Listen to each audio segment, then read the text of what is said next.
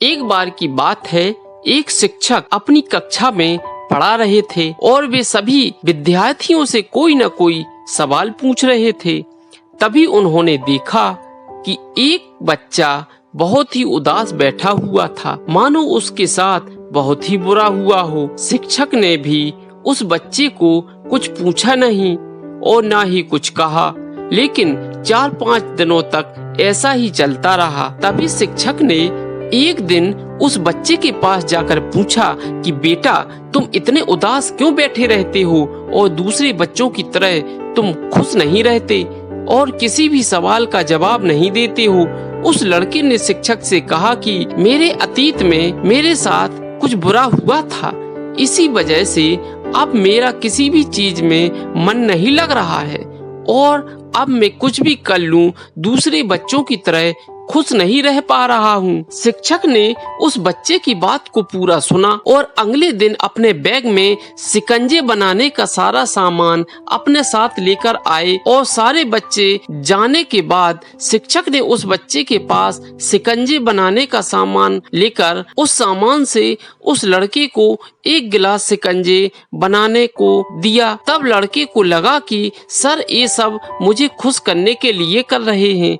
तभी सर ने लड़के के तरफ शिकंजे का गिलास बढ़ाया और उसे पीने के लिए कहा और जैसे ही लड़के ने शिकंजे का एक घूंट पिया तो उसे शिकंजे में नमक ज्यादा लगा।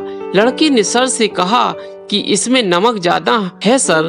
तभी सर ने ठीक है, लाओ मैं इसे फेंक देता हूँ।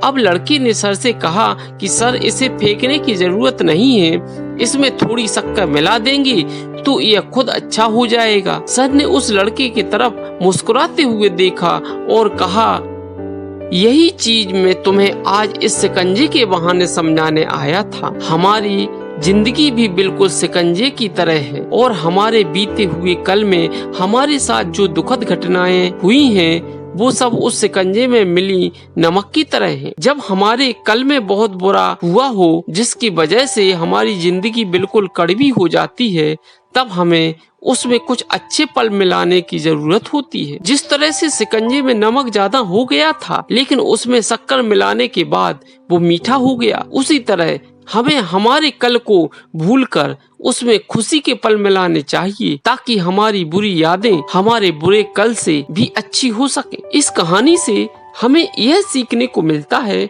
कि जो हमारे कल में हुआ है, अगर हम उसकी वजह से हमारे आज को खराब कर रहे हैं तो हम अपना खुद का ही नुकसान कर रहे हैं। इसलिए खराब चीजों को भूलते हुए आगे बढ़ना चाहिए और जितना हो सके उतना जिंदगी के बारे में पॉजिटिव सोच रखनी चाहिए। तो मित्रों, यह कहानी कैसी लगी कृपया कमेंट कीजिए। यदि आप चैनल पर नए हैं तो चैनल को सब्सक्राइब जरूर कीजिए ताकि आपको इसी तरह की उपयोगी नॉलेज प्राप्त होती रहे।